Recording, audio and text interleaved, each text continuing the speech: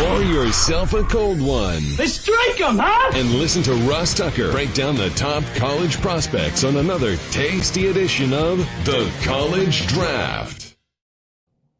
Yeah, it is Daddy Soda time here on the College Draft podcast, presented by DraftKings, presented by Rating and Reviewing the Show, presented by our YouTube page, youtube.com/Ross Tucker NFL. I am Ross Tucker NFL, former NFL offensive lineman, fresh off that Cowboys-Eagles game last night. And yes, for those of you that watch on YouTube, I am in a hotel room, in fact, today after that game last night.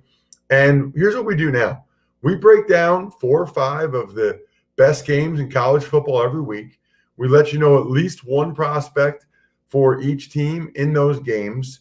Emory Hunt, who I'll get to in a second, does the breakdown. And now we pick the game against the spread because why not? Give you guys a little bit more value, make it a little more entertaining for us. Again, I'm at Ross Tucker NFL, Twitter, Instagram, Facebook. Please engage via social media, the retweets, the likes, that stuff all matters quite a bit. He is the star of the show, though. His name is Emory Hunt. He's everywhere, all over CBS Sports HQ. He's got a great backdrop now. He loves his Ragin' Cajuns, which, by the way, is just an awesome nickname. I mean, it really is just an awesome, awesome nickname. He's the great Emory Hunt at F-Ball Game Plan on Twitter. Football Game Plan is his highly popular YouTube page. And the key this year for right now is the draft guide. Footballgameplan.com/2021 draft guide. If you want to be the only person that knows about the FCS, the D2, the NAIA, the D3, the JUCO prospects, then you got to get Emory's draft guide, footballgameplan.com/2021 draft guide. How are you, Emory? Doing fine, Ross, man. It's funny because midway point NFL season, yet in college is week 10, but we got 2 new conferences that are starting to play this weekend. So it's getting more presents, more food keeps coming out to the table for us.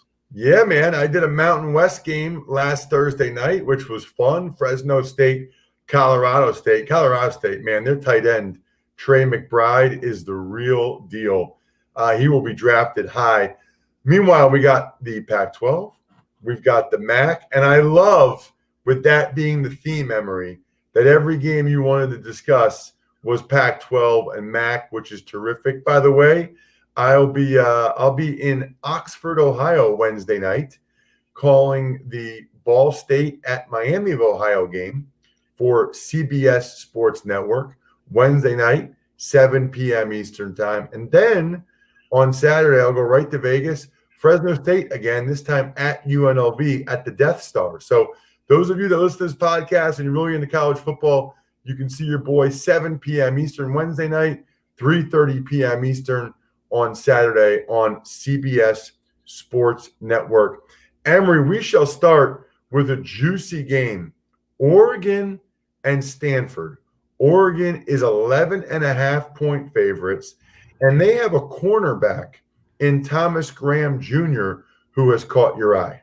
Yeah, he's probably one of the more polished corners in college football. You talk about sticky coverage and how he's able to, play tight man coverage, able to play off.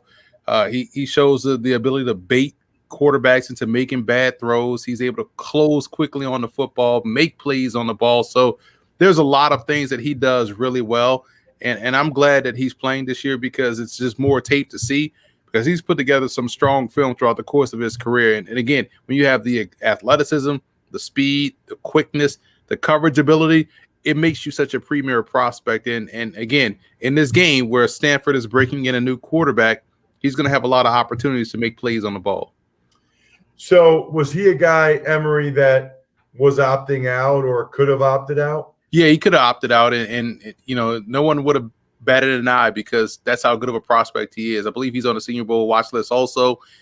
So you're getting a premier prospect in this game, and one of many, for Oregon on that defense, man. Like Kayvon Thibodeau is a sophomore that we're going to talk about probably next year, and he has a really good opportunity to stack some stats, so to speak, in this game, because I think Little, the tackle for Stanford, has opted out.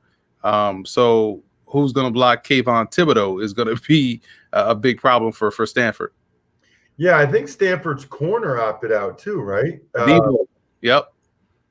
Paul. Yeah, so Stanford's had a couple guys opt out.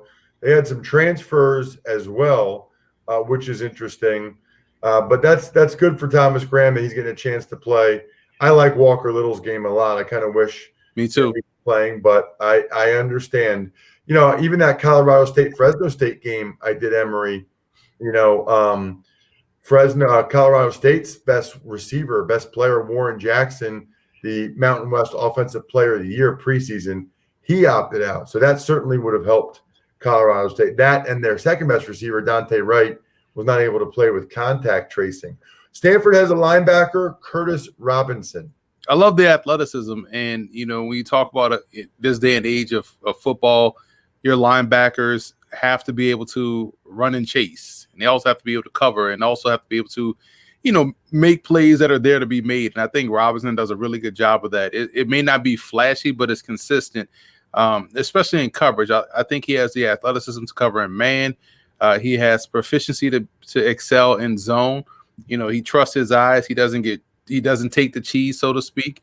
And when you have the athleticism and you have the ability to man up one-on-one versus backs and really cover tight ends in the underneath area of the field and also run with them downfield if need be, it makes you a valuable linebacker. Now, whether that translates into a high draft pick, that's yet to be determined. However, he's one of those backers that you'll see get on your team and you're like, man, that was a really good play. Oh, that was a solid play by him. He's doing a good job. And he kind of reminds me a little bit of Jerome Baker in that regard. I just like the game of him and especially at that position where, unless people nowadays view it as if you're not rushing the passer or not making these explosive tackles in the run game, I don't want you. But that's not the case with him because you're getting a guy that can be a 3-down player, a valuable 3-down player in an era where you have to be able to cover more so probably than run stuffing, so to speak. So I do like his game. So the Stanford is 11.5-point underdogs. Oregon 11.5-point favorites. What do you think, Emory? Listen, I'm all in on Joe Moorhead's offense, and what he does to get everyone involved and how the QB plays a significant role in the run game. He has some good ones. I'm interested to see if Anthony Brown, the transfer from Boston College, if he's going to get some playing time. I believe so, whether he's a starter or not. But Brown is another intriguing prospect to keep an eye on that was getting better at Oregon State. At Boston College before he transferred out to Oregon. So I think because of Moorhead's offense, because of what they bring back on offense, and having probably the best secondary in college football, I'm trusting Oregon to win big in that game. Yeah, I'm kind of with you. And those opt-outs for Stanford don't help either, and a new quarterback. So I would lay the points with Oregon as well. I think Oregon will pull away in the second half from Stanford. What about our MAC game, which, by the way, they did not have a lineup. I couldn't find a lineup, a betting line for Ohio and Central Michigan. And Ohio, they had that same quarterback forever, Emory, in Rourke. But now they've got a new one, Armani Rogers. Yeah, he transferred in from UNLV. And Rogers I've been following since high school. He was a much highly regarded recruit going to UNLV. You heard some Cam Newton comparisons because of how big and physical he is and also what he brings to the table in the run game and with a very strong arm. But injuries and a little bit of inconsistency plagued him at UNLV, which is why I'm excited to see how he does at Ohio because, like you mentioned, Nathan Rourke was there forever. And before him, they had a really good quarterback also. So I know Frank Solich will get the most out of Rogers at that position because that position for Ohio is prominent, especially within their run game and how they do things off of that. So Rogers to me is an intriguing player, a guy that has upside, and I'm interested to see health-wise if he can play all, the full slate of games that they're going to have on the schedule and how he's able to improve versus what we saw at UNLV, and can he find that consistency? On the other side, Central Michigan has a wide receiver, Ja'Cory Sullivan. Probably one of the more underrated receivers in the country, man. He's a big physical guy. He's 6'2", about 220. He reminds me of those receivers that were at Old Dominion. John Duhart and Fogum. Yeah, and Fogum, who we see now. So when you have those two guys out there at Old Dominion, you had these big catch and run, type, receivers. Both were 6'3", 215, 6'2", 215. And you have that in, the Central Michigan receiver and what he's able to do. And so when you're able to high point the football, track the football, show the strength to be a strong, rack guy, and you're productive, you're the number one option in that passing game, and they can't stop you, and he was, I think, the MAC Offensive Player of the Year. So no one's talking about him enough, but he's the type of guy that's going to end up like a Travis Fulgham on a roster as a strong either wide receiver 2 or wide receiver 1 if injuries set in. But I do like the game of him because of what he brings to the table. And, Sullivan, to me, is just, one of those guys that you appreciate the totality of his game as far as the route running, the catching, the physical nature, and everything that being the number one guy that encompasses. He's a really good player, and another one that I'm excited to watch play this year. Right, and to your point, Emory, about Travis Fulgham, he's a number one, man. Yeah, Travis Fulgham is a stud. In 5 games, he's been so consistent for the Eagles. He had 6 catches, 78 yards, another touchdown last night for the Eagles, and he was a walk-on Old Dominion. So there's a lot of precedent for these big body. Kenny Galladay from Northern Illinois in the MAC. These big body, even Deontay Johnson, not that kind of player, but a Toledo receiver. Right. These guys from these conferences, like you mentioned, there is absolutely a precedent for them to come out and be very productive in the NFL. Let's get to another Pac-12 game.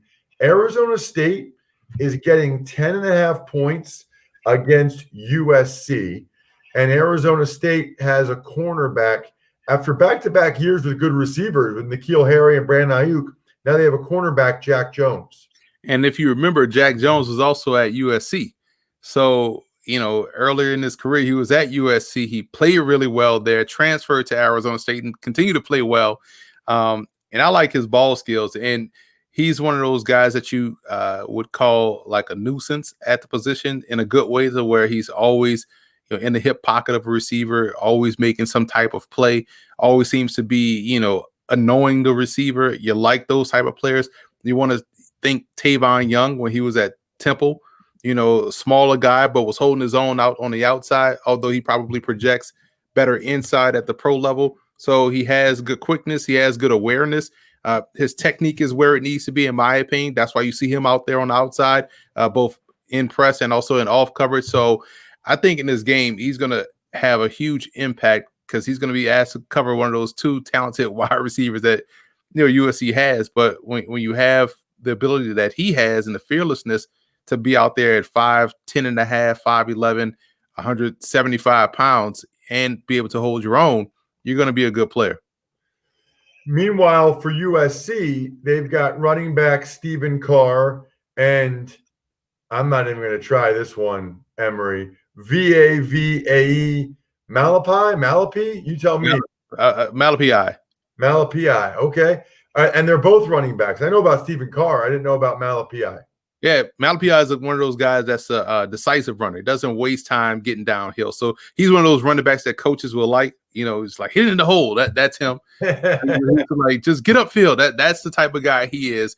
And he's consistent. He's a chain mover. He's not as flashy as Stephen Carr, but he's productive. And I think that productivity yields itself to him, being someone that a guy can take a flyer on the 7th round, bring him in, and he plays special teams, but also situationally can carry the football. Carr has really good elusiveness. I think that's not talked about enough about his game. He's a very strong receiver out of the backfield. Has very good vision, above average in that regard. He's not the most explosive guy, so I guess you could look at, and I hate the term, I hate the comp I'm about to use, but it's not a 1-to-1 comp. It's more about traits that are similar.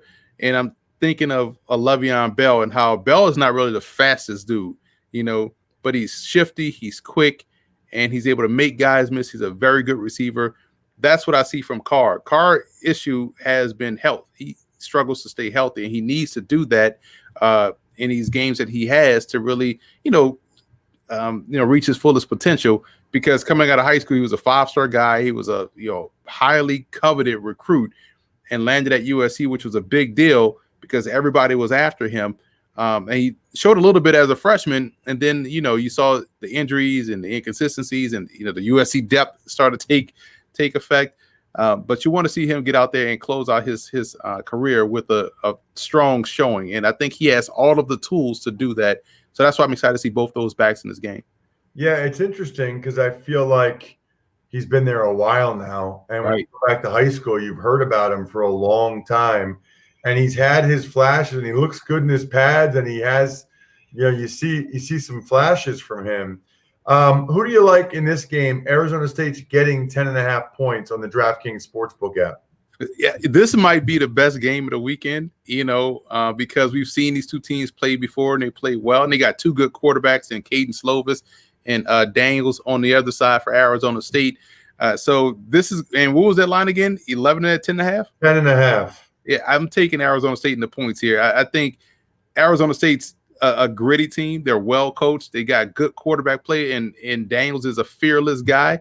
And so this won't be an easy one for USC. The fact they're playing at 9 a.m., Pacific time, that's amazing to me. But I do think Arizona State will keep this one close. I'm taking Arizona State and the points here. The one thing we've seen, especially with first games in college football, there have been a lot of upsets. Mm-hmm. There's been a lot of upsets across the board. Indiana beats Penn State, and Michigan State just beats Michigan. You're going to give me 10.5 points, and I guess I could have had the same philosophy with Stanford, but I just think Oregon's a better team. They're going to be able to pull away. But I think Arizona State is going to be able to stay within the number here. I didn't even realize it was a 9 a.m. game. That's crazy. Again, they're getting 10.5 points on the DraftKings Sportsbook app. To celebrate the action this weekend, by the way, DraftKings is ensuring all new users are covered up to $100. Think about that. You bet, they cover with risk-free Sunday betting. This weekend, plenty of action getting on, so head to the app now to start making it rain. Any of these games we've been talking about, download the top-rated DraftKings Sportsbook app now, and then use promo code Ross when you sign up to get this can't-miss offer. DraftKings Sportsbook is ensuring your Sunday bets up to $100.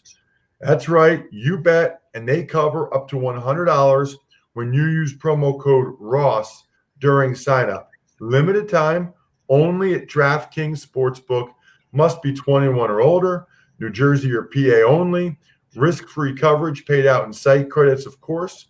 Restrictions apply. See DraftKings.com/sportsbook for details. Call 1-800-GAMBLER, and that's what you do. Next, if you have a gambling problem, by the way.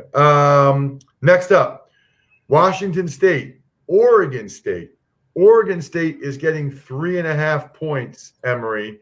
And we'll start with talking about Oregon State linebacker Hamilcar Rashed Jr. Aggressive linebacker, man. Pressure guy, run chase guy. He's a point of attack player and one of the best linebackers in college football. So it wouldn't surprise me to see his Senior Bowl invitation come pretty quickly. And you talk about someone that blitzes with a purpose, someone that looks to hit coming off the edge, has great closing speed to the quarterback. And, you don't see a lot of guys have that just innate ability to accelerate in a 2 to 3 yard range when they approach the quarterback. Hamilcar does a great job of doing that, and he's the best defensive player, I believe, in this ball game, and should showcase that early and often against Washington State. I'm excited to see him play. He's one of my favorite defenders to watch in college football. Wow, that's quite the compliment there, Emory. What about Washington State safety Philip Powell? Covering a lot of the FCS, big fan of his game because he transferred from South Dakota. And when you look at how smart he is at that position, he's always in a good position to make a play. And he doesn't get panicky back there. He doesn't quickly jump a route that's in front of him. He sits back, actually does what the job description entails, stays deeper than the deepest, and then he makes plays on the ball. He's able to be aggressive in run support. He has good all-around game, good fundamental football player. And once the FCS season was in flux, especially in the Missouri Valley Conference with South Dakota, he transferred up, found a home at Washington State. And now he not only, because he was a prospect at South Dakota, but not only does he get to showcase, his ability about playing football this year, he gets to answer a lot of those questions about, well, was it the level of competition? Even though the Missouri Valley Conference is right on par with like the Sun Belt Conference as far as pound for pound talent across the conference team-wise is concerned, and he gets to play in a really good game that should help him make plays, because I don't trust Oregon State's offense in the passing game. I love their run game, but their passing game to me is going to be the question mark in this one. So I think when people watch him play, they're going to realize how solid of a safety prospect he is, one that can hold his own as a free or even, play as a combo guy, which means he can play free or strong. You can trust him as an alley defender. He's a really good all-around prospect that not many people know about because he's coming from the FCS. Yeah, I guess I have mixed emotions, when guys transfer up like that. Now, this year is a different ball game because they didn't think they were going to be able to play in FCS, and you go to FBS and you're able to play. So that makes sense that he gets to play this fall as opposed to not. And I totally understand when guys are now transferring up, especially as grad transfers. That makes sense to me. It just, part of me feels a little bit bad. I'm an FCS guy, so part of me feels a little bad for the school that developed them, that recruited them and developed them for 3 or 4 years, only to have them then leave for FBS. Oregon State's getting 3.5 points. Emory, who do you like? I like Oregon State. I think the run game, their running back is tremendous, man. Jefferson, he's I believe a sophomore, or if not a junior, and he was a tremendous freshman running back. Dealt with some injuries last year. So this may be his junior season, but I love his game. And I think worst case scenario, they'll just lean on him and Jamar Jefferson, that's his name. They'll lean on him and allow him to run their way to victory. I think Oregon State will just keep it simple in this one. First game, ease your quarterback in. Luton is now with the Jaguars. So I think we'll see Jefferson be the story here. So I'm taking Oregon State.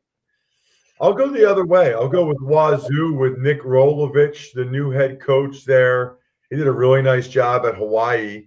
And, especially you said it with Oregon State losing Luton. I think that really hurt. So I like Wazoo laying the 3.5 points. So we'll go head to head on that one. Finally, Emory, let's get Arizona. They're getting 14.5 points against Utah, the Utes, who lost a ton of talent on the defensive side of the ball. You think about Bradley and Nye and Jalen Johnson and all of the studs that Utah had, Blackman. Arizona has a defensive lineman, Trevin Mason. Point of attack player, 5 technique, 4-eye all day. He's 6'5", about 290, has great arm extension, which means he's able to hold his own right at the point, read the play, disengage, and make the tackle. So, he's a technically sound defensive lineman. What I want to see from him this season, albeit in an abbreviated one, you want to see a little bit more explosiveness, a little bit more, twitchiness. But as far as playing, the 5 or the 4-eye and being able to anchor down right there at the point of attack, he's good in that regard, like very good, to where he's consistent. He has great eyes. He's always able to quickly diagnose, disengage, and make an attempt at the play, if not make the play. But you want to see a little bit more. You want to see more pass rushing ability coming from him, a little bit more explosiveness, twitchy, even though he may not be asked to do that in that Arizona defense. But you like the run game aspect of his abilities.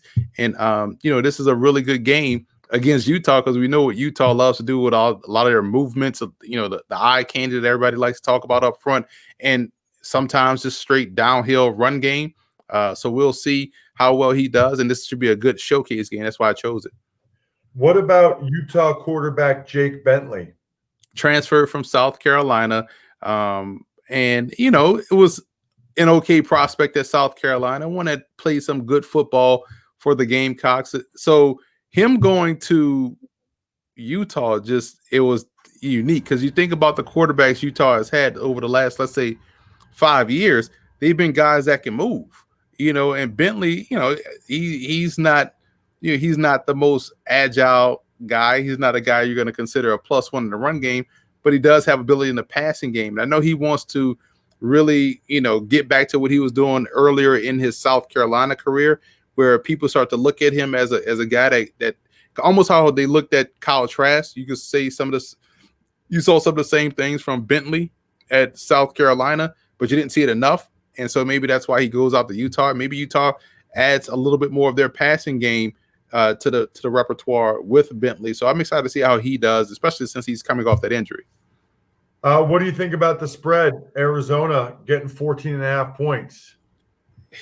Listen, I it's hard to go against Kyle Whittingham. I know they had a lot of, opt-outs and, they lost a lot, especially in the secondary, like you mentioned. But I trust Utah. I'm laying those points with Utah, man. I trust the Utes. I trust Whittingham. I think they'll do a good job in covering that spread. I'm going the other way. 14.5 is way too much for losing the quarterback and all the guys on defense for Utah. I don't even know much about Arizona, but they got to be able to stay within 14.5 with all the dudes Utah lost. So I'm going with Arizona getting the 14.5 points. Check them out, please, on Twitter at FBallGamePlan, Football Game Plan on YouTube, and that terrific footballgameplan.com/2021 draft guide. And really make sure you follow him on Twitter because he's on CBS Sports HQ doing all kinds of big-time things. The great Emory Hunt. Emory, thank you. As always, we do this every week, and we'll finally have every team we'll have played by the time we talk next week. Other than that, the keg is kicked. We are all tapped out. Thanks for listening to the College Draft Podcast. Make sure to also subscribe to the Ross Tucker Football Podcast, Fantasy Feast, Even Money, and The Business of Sports. All available at Apple Podcasts, rosstucker.com, or wherever podcasts can be found.